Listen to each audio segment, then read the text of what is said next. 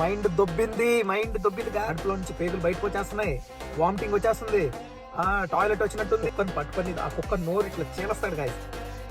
చేతులు కట్టేస్తుంటారు కదా, అప్పుడు ఒకడు కత్తితో పీక్ కోయడానికి వస్తాడు, వెంటనే ఆ చైన్ కొడతాడు గాయస్. చైన్ కొరికి ఇట్లా లాగేసి పడేసి వాడిని తిప్పి కిందేసి ఆ కత్తితో నోటితోనే ఆ కత్తిని ఇట్లా ఎగిరే కత్తిని ఇట్లా పట్టేసుకొని కసక్కని ఇటు దింపుతాడు గొంతులో.